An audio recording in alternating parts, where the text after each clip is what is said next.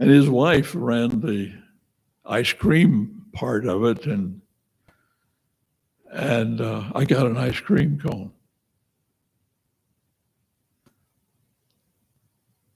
About age 6, she was teaching Sunday school at a little white clapboard Methodist church in Paxton.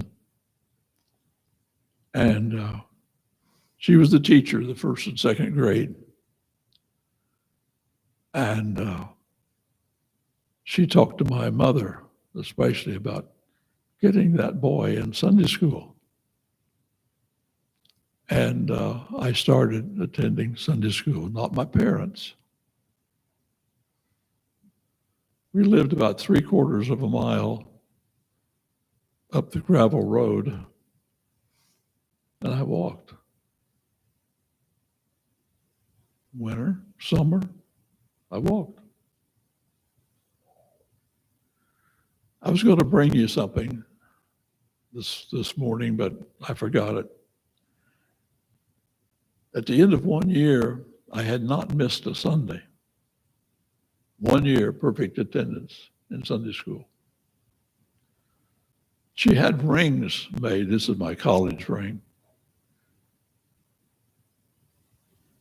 Little silver rings with the Lord's Prayer on it. I still have that ring. 82 years later in my jewelry box. That was the beginning of perfect attendance, not always in Sunday school, but Sunday school or church or both, for more than 30 years. I was pastoring in Brownsburg when I was hit with a, what's it called when you get dizzy and you can't navigate? Vertigo. And it was terrible. I had it for 3 weeks, and I was out of the pulpit for 3 weeks. But that broke the string. I've had very good health, for which I'm thankful over the years. But that began the string of perfect attendance that lasted into the 70s when I was pastoring at Brownsburg. My conversion was Mother's Day, May the 10th, 1953. We were then going to a little Nazarene home mission church in Sullivan. And a couple of rooms made up the church, and they lived in the rest of it. Wooden benches, hard wooden benches. And I was a sophomore in high school at that time. My father and mother had gotten saved in a revival meeting. My middle brother had gotten saved in that same meeting. But I was hard-hearted. Even though I was going to Sunday school and had a perfect record in Sunday school. And I could say all the books of the Bible and all kinds of stuff, quote verses. Well, I was 15 years old and very rebellious to the conviction of the Holy Spirit. I don't know what the message was about that morning. I don't remember. Probably it was a Mother's Day message, but I don't know. But the Holy Spirit drew me that day. There's about a half a dozen pews, and one end is up against the wall, and you had to come across everybody else to get out. And all the boys, which I was one, were sitting on the back row. So I had to climb over all of them to come out and kneel at one of the benches over against the wall, where I prayed to receive Christ. Broken, broken as I've ever been. But I've been that broken times before. And I received Christ. And it was one of the songs that we sang this morning had to do with the hour I first believed. What song was that in? Amazing Grace. The hour that I first believed was, I think, the most remarkable hour of my life.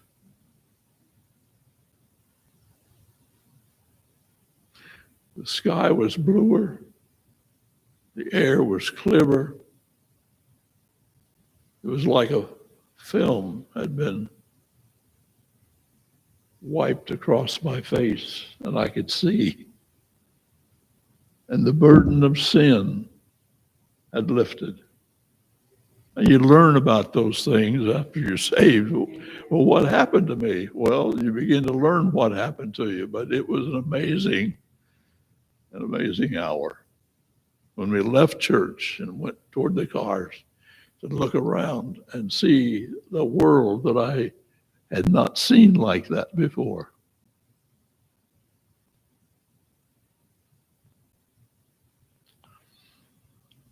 I was called to preach.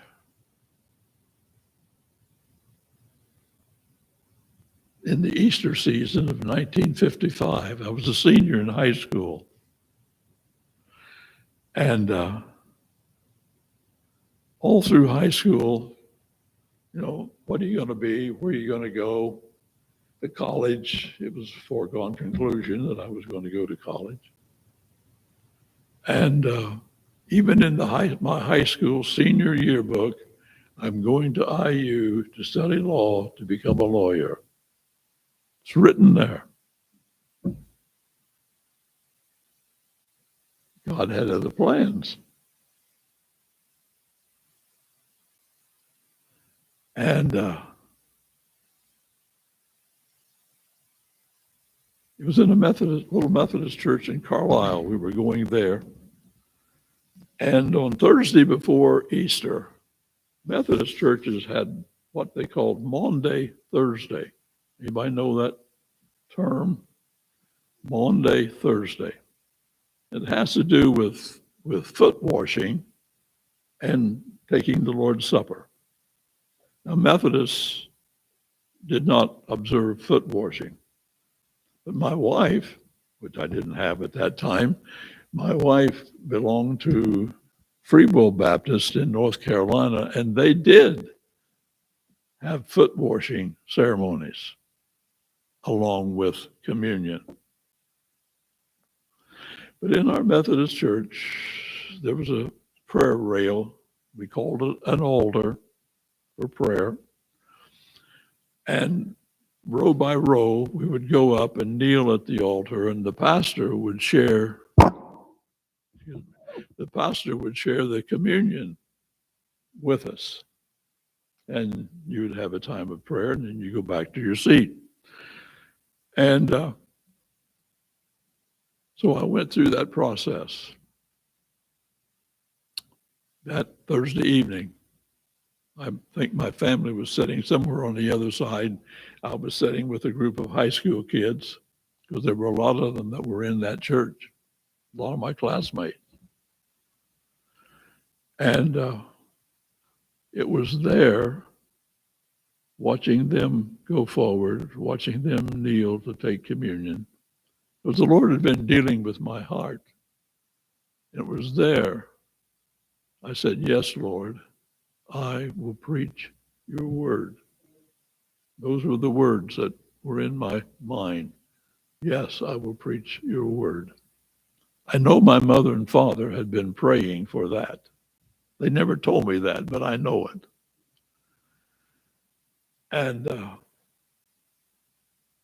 then Easter was on Sunday. Well, Sunday afternoon, we came up to Pimento.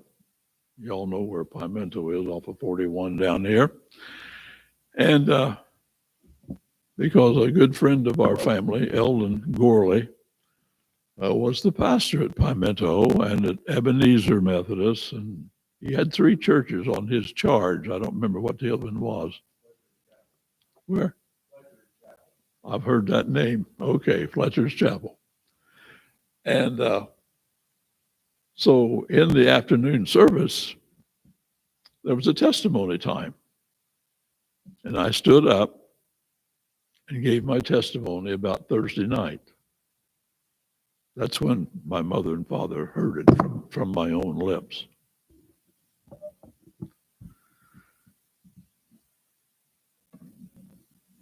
And now you have a big decision. You're a senior. It's April. Where are you going to go to school? To become a preacher. Well, back in those days, most Methodist conservatives would go to Wilmore, Kentucky. And Asbury College at Wilmore, Kentucky. Brother Gorley had gone to Asbury, and we were very favorable toward that. But there was an intervention of God.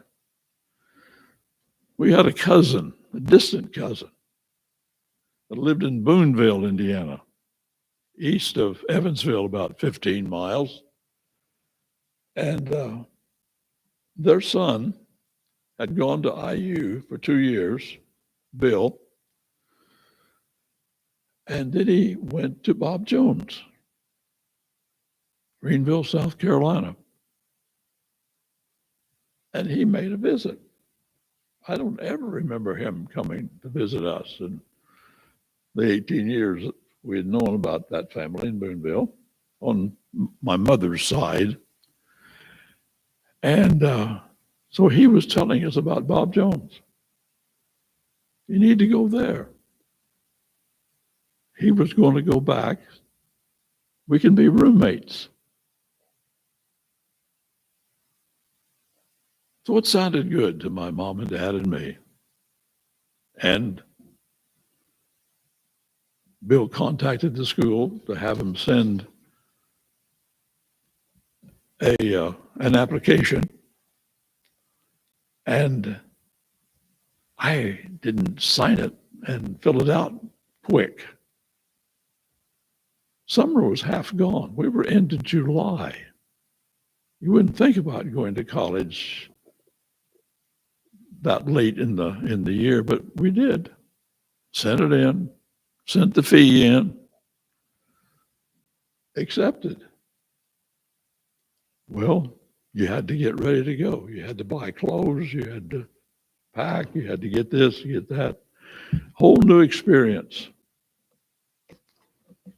And so on Labor Day of 1955, my father, my Methodist pastor, Jim Earlywine, my dad, and I think my middle brother, that four in the car, I think. Dad had just gotten a new 1955 Oldsmobile. Beautiful car. Beautiful car. We all loved that car. Every time I see a 1955 Oldsmobile, my heart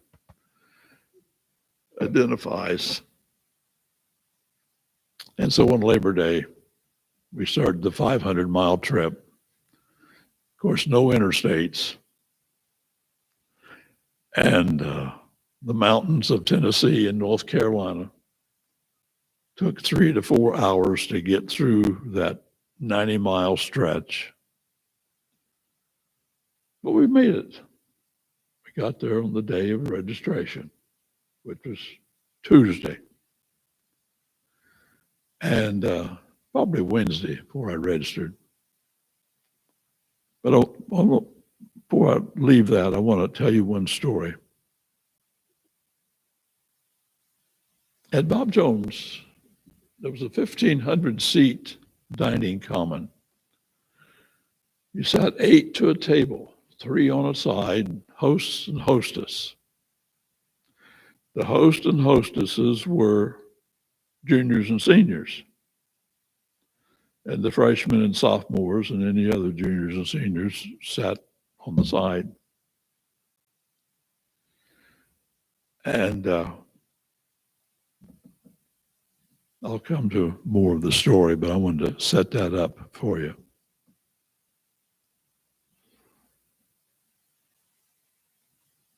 In March of 1956, hello, folks, been looking for you, been looking for you. And I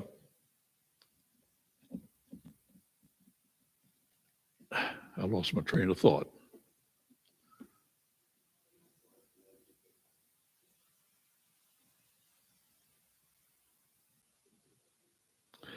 It was in March. It was in March. We changed tables every 3 weeks. And so you could get to meet more people. Great idea. Sometimes you liked your table, sometimes you didn't like your table. This was one of those tables that, but there was a girl there.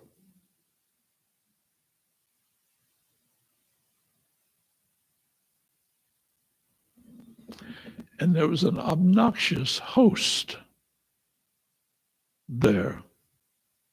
He was a senior slob. If Bob Jones ever had a slob, he was one of them.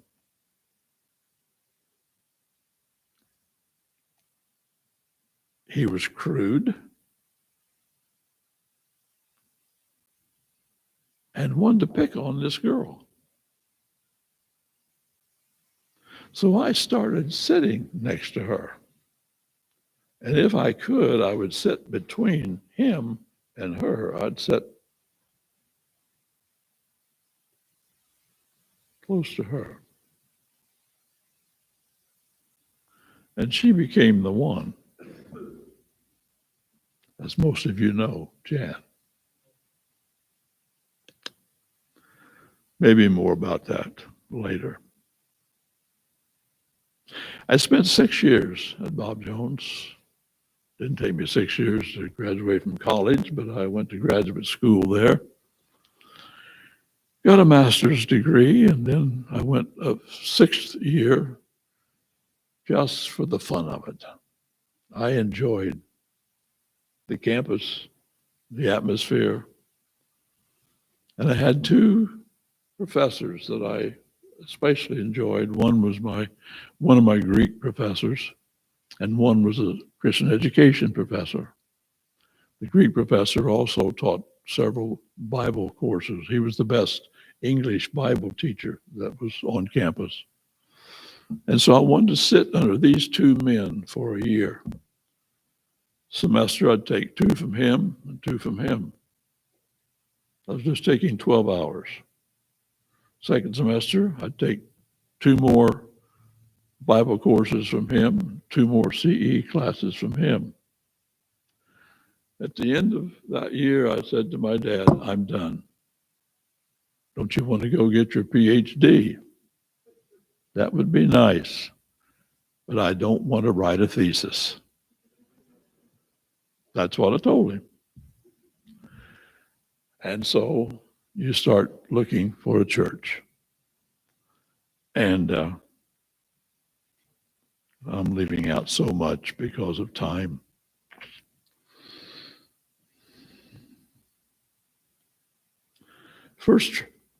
The first church that we went to was Kempton, Indiana. How many of you have heard of Kempton, Indiana? Probably nobody in here. A farming community. I grew up on a farm. A farming community of about 300, maybe 400, old community. It had 2 churches. It had a Christian church and a Methodist church. It had a huge elevator. Tipton County is corn. Pioneer had a big footprint in Tipton County, Indiana, even at that time. And I was ordained in Sullivan, First Christian Church in Sullivan. And I knew nobody in Kempton, but my pastor, Ben Merrill, did. He was a name dropper, a door opener. And they called me. That was August of 1961. And it was a little house, 1 bedroom, a room that would have been a dining room, and a room that would have been your living room, so to speak, a kitchen, a bathroom, an oil heater in the kitchen, electric heater in the bathroom. Bathroom was cold. No heat in the bedroom. And so for that first Christmas, my dad bought us an electric blanket. Best thing he ever gave us, because that was a cold room. We couldn't have Deborah in there. So Deborah's bed was out in the dining room area that received heat from the living room. And we lived with that for about 2.5 years. And that little church, that poor church, decided they were going to build a new parsonage. Not before they needed it, and they did. They had about a handful of men that were doers, fixers, pushers. And they built this 4-bedroom house, 2 baths, laundry room, garage, huge kitchen. There was nothing like it in that town for us to live in. But we didn't stay. Within about a year after moving in, we left. We weren't mad. It had been such a place to learn, to get your feet wet, to get to know some people and be known by people. We went to Orleans, Indiana. How many of you know where Orleans, Indiana is? Down in Orange County. Paoli is the county seat. Orleans was a town of about 1,800. Nice little clean town. Had a Christian church, had a Methodist church, had a Nazarene church. I think it had a Catholic church, but I'm not sure. And the building was old, but it had been well kept. It was a brick building. And they ran about 120 or so at that time. And so to us, it was a step up from where we had been. The parsonage was right next door. So all you had to do is come out, walk down the sidewalk, and you were at church. And we have pictures of the family and the kids walking down the sidewalk and going to church. The education building was fairly new, and a 2-story, very nice building. And when they built it, they put an elevator in it.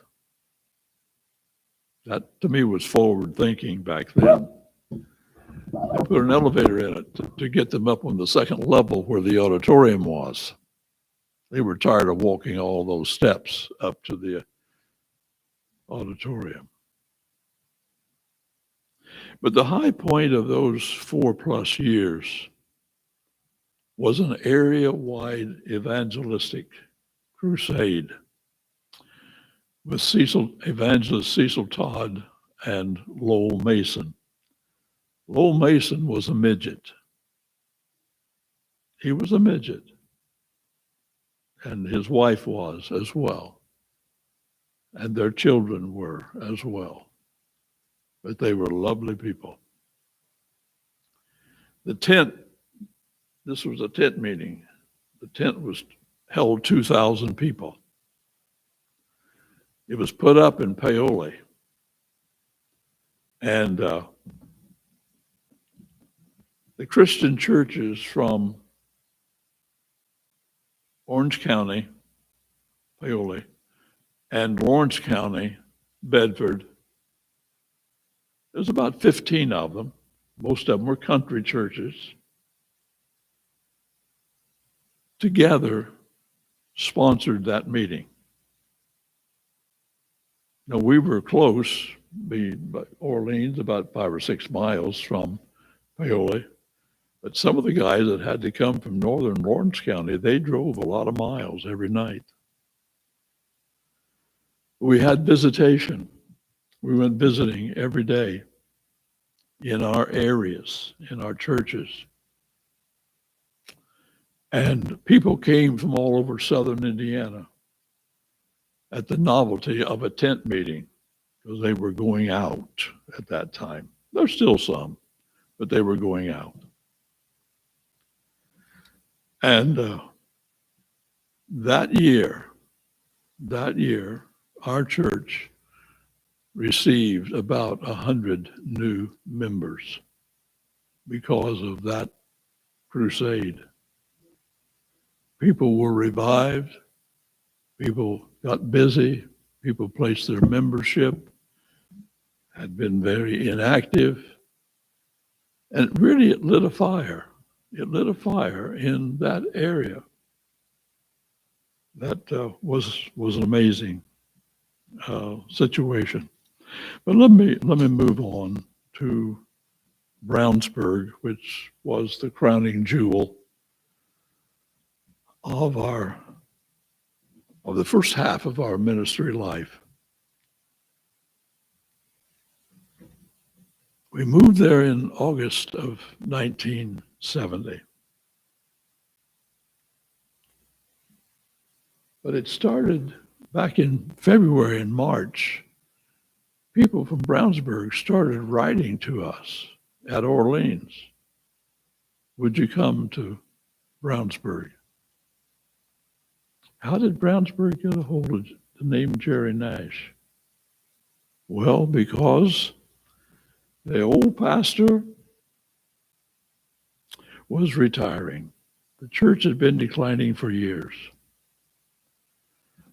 And, but they held an evangelistic meeting with one of the best that was in the Christian church at the time, a man by the name of Don Sharp. Don Sharp had become a close personal friend of mine, even when I was in Kempton, my first ministry. And they asked him, whom should they seek? He said, Jerry Nash.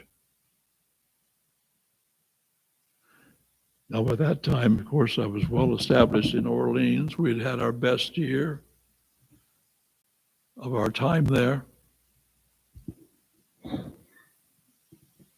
And Jan and I were not ready to leave.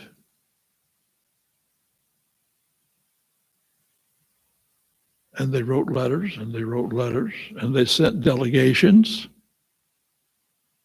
And when a pastoral delegation shows up in your church, you know they're there to look things over. It wasn't just one. They kept sending people. They kept reminding us. And this went on for the rest of the spring into the summer. And Jan and I wrestled with it. I don't want to leave here. This is what we've worked for 4 years.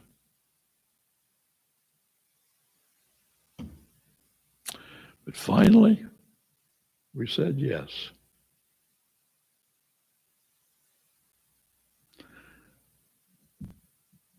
We were excited to move, but we hated to leave where we were. And we moved to Brownsburg. They were running about 300. And they had an associate pastor there and his wife, very good people, both very capable adult teachers. She was a professional school teacher, and he had been there 2 or 3 years working and was a faithful man. And so I inherited those two people that wanted to see something done. And so we moved about the middle of August. Everything is in August. Birthdays, anniversaries, everything that we did almost was in August. And so we started. And by the first Sunday in October, we had 600 in the Sunday school. God just, you talk about pouring out his blessings. It was rather amazing.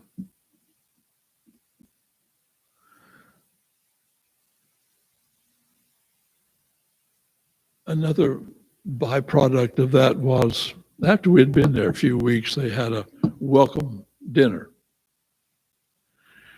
And in the basement of the original building. And a friend I knew in the ministry in Indianapolis sat across from me because we had asked him to be the speaker that night, the guest speaker. And we were sitting there by ourselves, and he just looked up at me and he said, "You know that you're going to have to lead a building program." I said, "Nothing had been said to me about a building program." He said, "They're going to expect you to lead a building program." Well, that doesn't happen overnight, as you know. We had 2 services. First service, most 50 people would sit in the back, 3 or 4 pews. Honestly, as many pews as are, there were 20 some. There's only 13 and 14 here. 40, 50 people would sit in the back 4 or 5 rows. We had wings on the sides, nobody. And for the first 15, 18 rows, nobody. All that was in front of you were pews.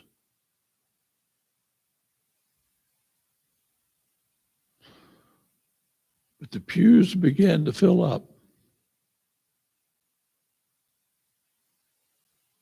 The wings began to fill up until we had as many or more people in the first service as we did in the second service.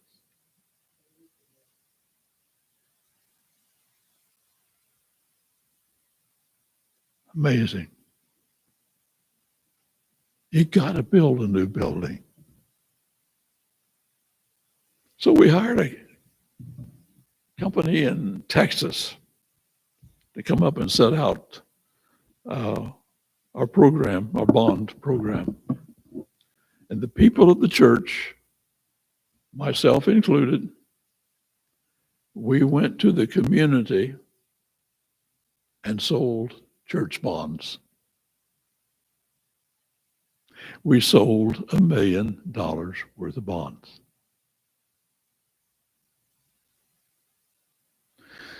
because that's what the building was going to cost. Nothing like it in that area had been built. Akers and Myler, building firm in Crawfordsville. These were sort of new guys on the street. They hadn't had big projects, but they could dream with us. And so the final product would seat 600 on the floor, 300 in the balcony, 50 in the choir. There were 50 chairs in the choir. That doesn't count the children's work and so forth that was set up in the other building. In the second year of the building, the masonry contractor went broke. The building was about 80% up, and he went broke. When it rains on your parade, you have to learn to dance in the rain. You have to make changes. We made changes. The educational building was going to be 2-story. We had to get rid of 1 story. The lower story floor, ground level, was all fellowship hall. But we sectioned it with movable doors, movable walls, like that. You know, you fold the accordion in, you fold the accordion out. The associate pastor's wife taught 1 class. The associate pastor taught another class. I taught the older adult class in the back of the auditorium. We each had classes of over 100 people each, but based on age, younger, middle, older.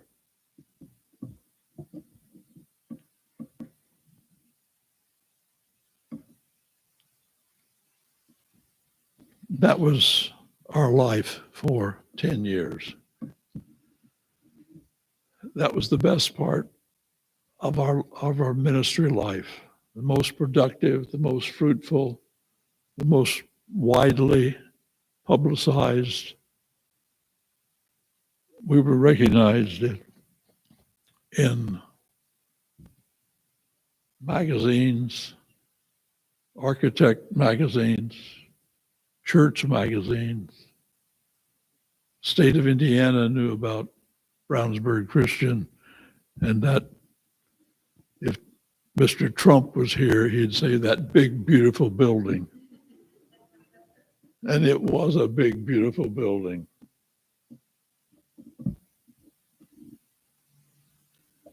I was gone at the time, or when this happened.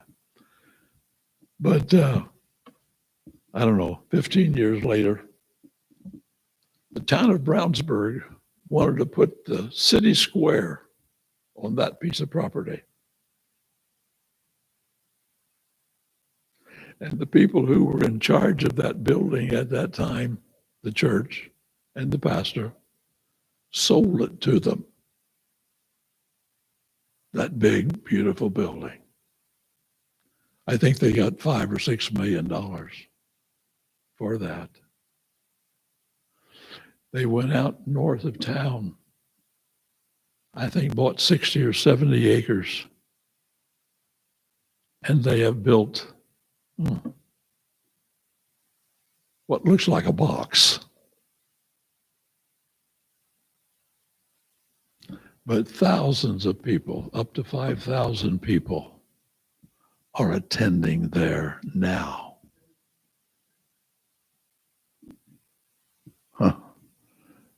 It's amazing. It's amazing what God has done. And let me let me bring this down to today.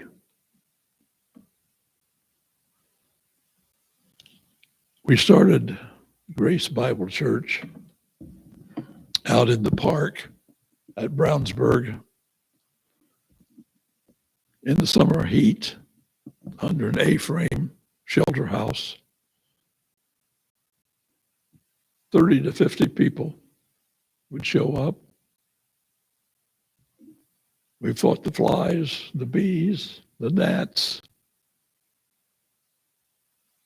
We had one man that could play a guitar. That was our music.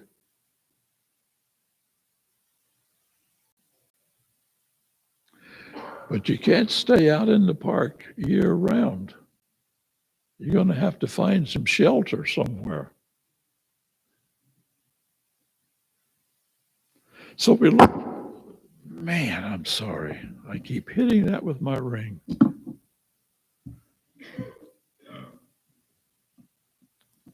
We looked all over Brownsburg. We found an empty, old car garage.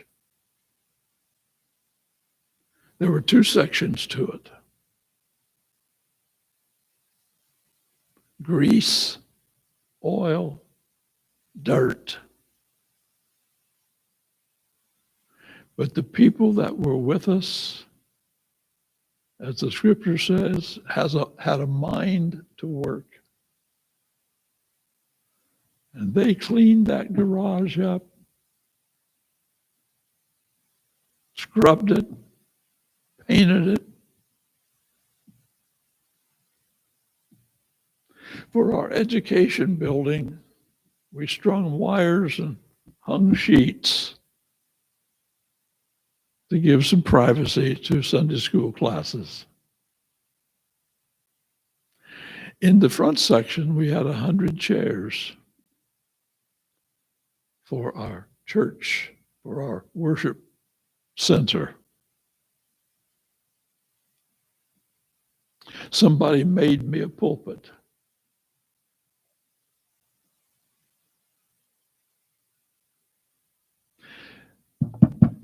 This was made for me at Brownsburg. When I was teaching that adult class in the auditorium, we didn't have any whatever you call these. And he was sitting in the class. He said, I can make you one of those. And so he did. So this went with me the rest of Brownsburg, went with me through Grace Church, and it's been with me 34 years in Terre Haute.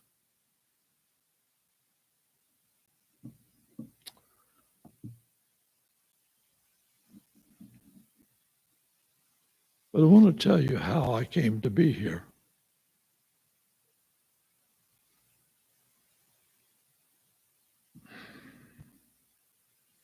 I was working for Mr. Buttons. I took a year off, had about a year.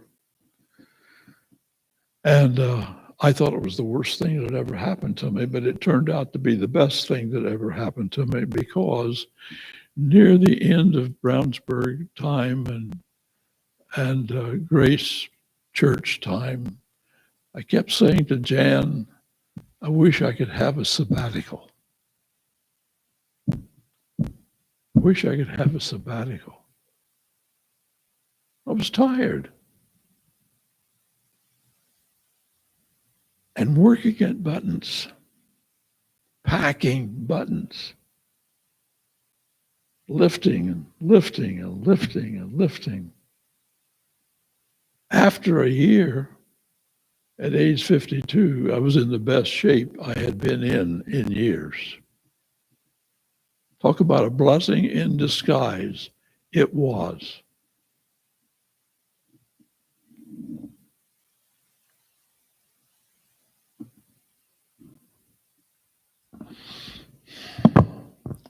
One day, a friend of mine at Hunter Road Bible Church in Indianapolis had been friends for a long time. And the IFCA was going to have a regional meeting in Indianapolis.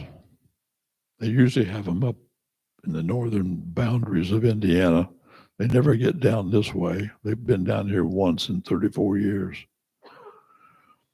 And Bill said, we're going to host the IFCA regional meeting. Could you get away from Buttons for the morning and come and speak for us during our prayer time? I said, yeah, I think I can. So I could, and I did. And Glenda's parents, Glenda's sitting back here. Where are you? There she is. Glenda's parents were part of the delegation that came from Terre Haute that day. Because Bible Center was a member of the IFCA. Glenn and Margie Hargis. Now, I didn't know them. They didn't know me. And so I spoke and took the prayer requests and led them through the prayer time. And Glenn and Margie Hargis went home and started a series of contacts that eventually led to my coming to the Bible Center. Now, it wasn't a done deal. It took months for that to take place. But it was their being present and going home and said, and they were without a pastor at that point. I think the last one had only stayed about a year and left. And they began to contact us about coming to Terre Haute.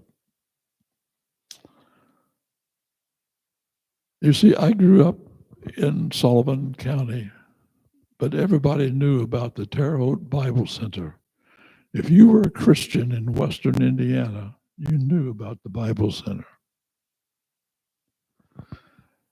And I grew up knowing some of those pastors. And I had tried a couple of years before when they were looking for a pastor. I had a teacher in college and a history teacher, and he became the pastor at First Baptist over in West Terre Haute. And so I contacted him, and he made contact for me. Didn't work out. Fine. So I tried again this time. I was open this time, but I didn't seek it. The Hargises did the job for me. And so that's how we made a contact. We had interviews with the board. We preached the proverbial trial sermon, and a vote was taken. And I don't remember what the vote was, but I passed. And they called me.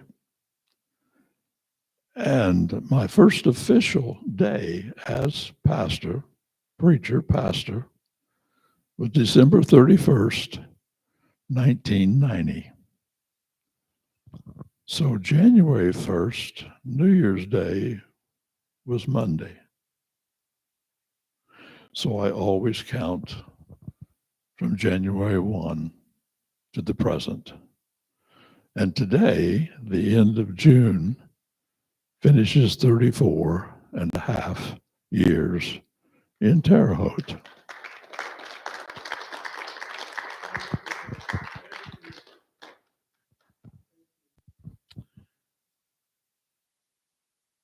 Let me say something about the building. I knew when I came here, we had to build a building. In Brownsburg, I didn't know that. But I knew the building was in bad condition. Ceiling tile were falling out. The floors, the carpets were ragged.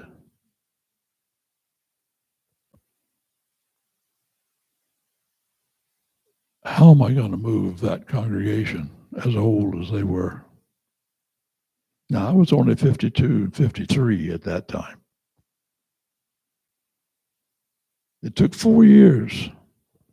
It took 4 years to move the idea we need to build a new building. There were enough young men here at that time that caught the vision and carried it through those opening years. By the way, Jason, we still have plans. They're in my office. If you want those plans, we'll give them to you as you remodel and everything else. Okay.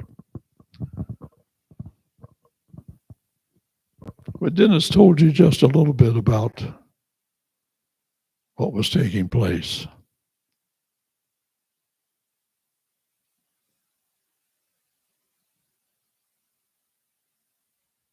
We didn't sell bonds. There had been several wills left. One of them was a good size, like 145,000 or something like that, and several other smaller wills. There was a pool of money to start with, and we had some internal help, men who built, and but that'll only carry you so far. You get the building up, you get the walls up, you get the ceiling up, and you've got an open space. All this was open, no windows, nothing.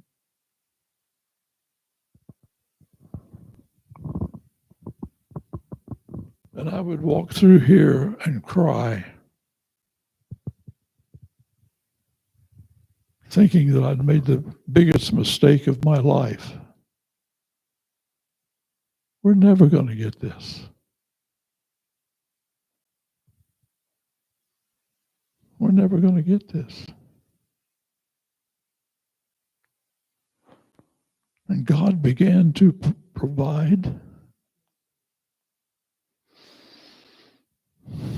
some amazing things. Dennis and I witnessed miracles. I wish we'd have written them down, Dennis, so we wouldn't have forgotten. We're old now, and we've forgotten a lot of it.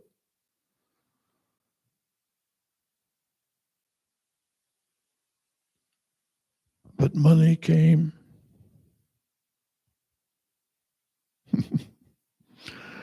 One of our men won the lottery.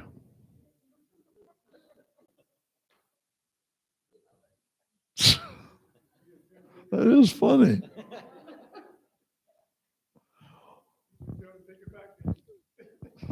No, we didn't. But he was a generous man. Some of you remember Beverly Muncie. He was married to Beverly Muncie's mother. Is that right? Am I telling that right? I think so. We needed to borrow money from the bank. And things like that. But it got done.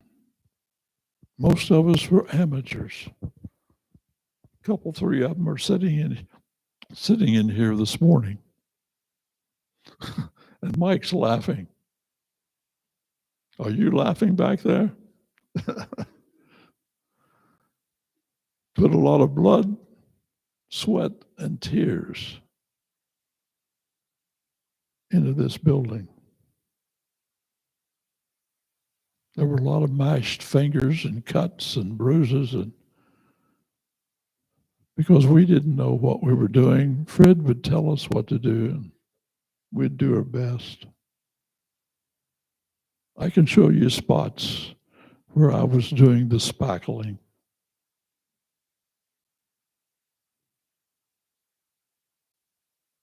but it's still there. Didn't fall down.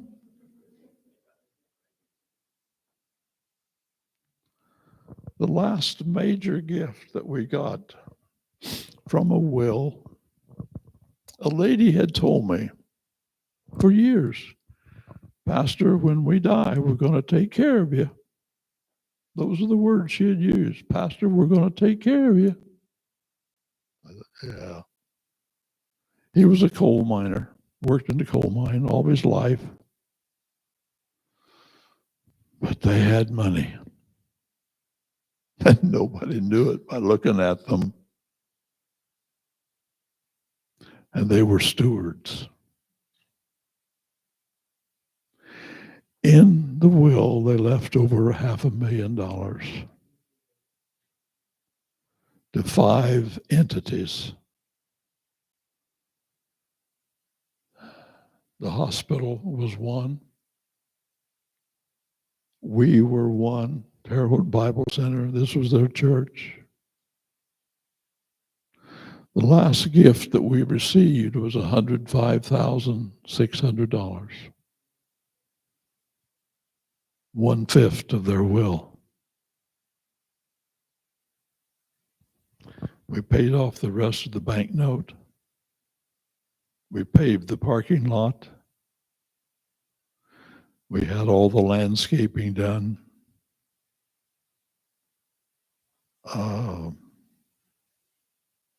Some other major thing, I don't remember what it was, but that 105,000 paid the mortgage. That 105,000 wiped out every debt that we had. So that in the early years, we moved in here in 98, I know. We moved in here in 98. And people would come to see this building. They'd just drive up and, I want to see your building. And if I was here, I'd bring them in, open the doors and turn the lights on. They'd ooh and ah and ooh and ah. And then I would look at them. I've done this many a time and grin. And I'd say, it's all paid for. They would be startled. This is all paid for? We said, yes, it's all paid for. We do not owe a dime on it. Now you're going to have to finish it upstairs. But God has been so good. God has been so faithful. Let me close. Let me close by reading just a few words from Psalm 16. I'll tell you why. Keep and protect. This is out of the Amplified version. Keep and protect me, O God, for in you I have found refuge, and in you do I put my trust and hide myself. I say to the Lord, you are my Lord. I have no good beside or beyond you. As for the godly, the saints who are in the land, they are the excellent, the noble, the glorious, in whom is all my delight. Their sorrow shall be multiplied who choose another God. Their drink offering of blood will I not offer, or take their names upon my lips. The Lord is my chosen and assigned portion, my cup. You hold and maintain my lot. Make sure that God is your portion.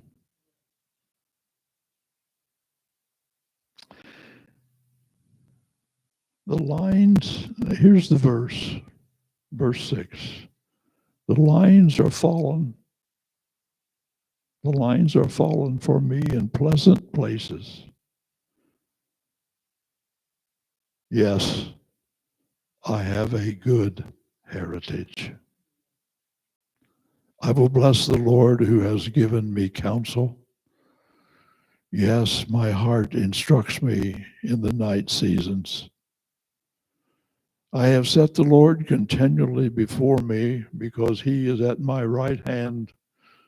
I shall not be moved. Therefore, my heart is glad, and my glory, my inner self, rejoices.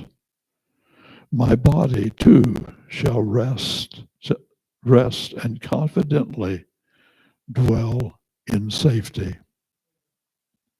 The last two verses are a reference to our Lord and Savior, Jesus Christ, and his sufferings on the cross. But I have many times turned to that psalm and verse 6. The lines are fallen to me in pleasant places. I have a goodly heritage. I consider,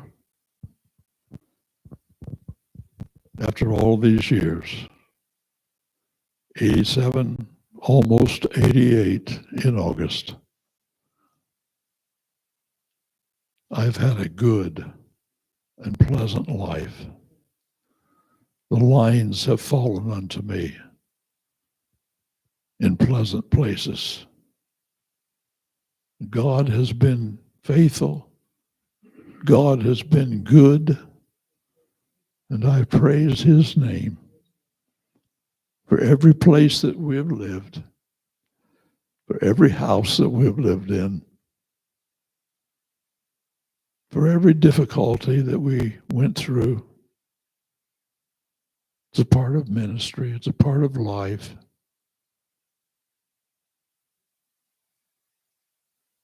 I will miss that. But my body won't. I am a tired man. I am a tired man. I look forward to doing something different. But if you need somebody to preach for you next Sunday, I'm available.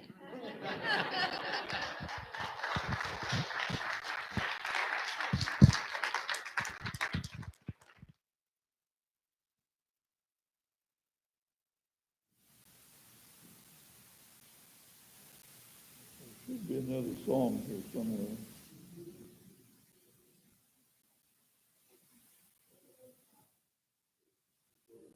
342.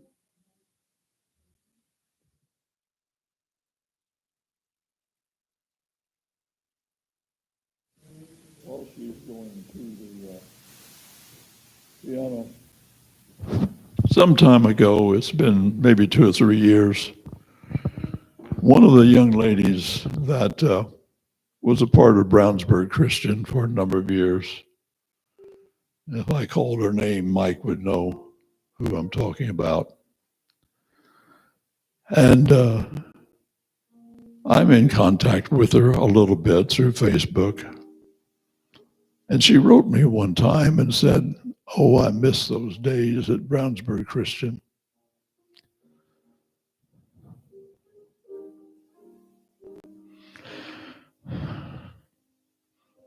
She said we'd start singing Just As I Am, and people would start coming down the aisles.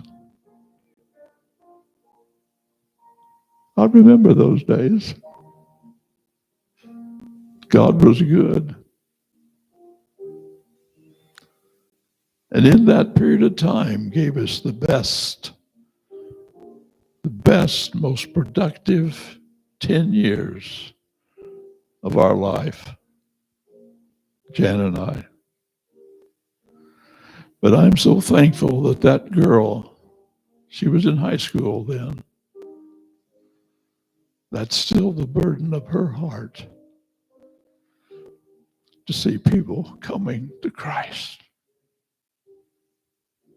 and singing Just As I Am. Would you stand with me, please?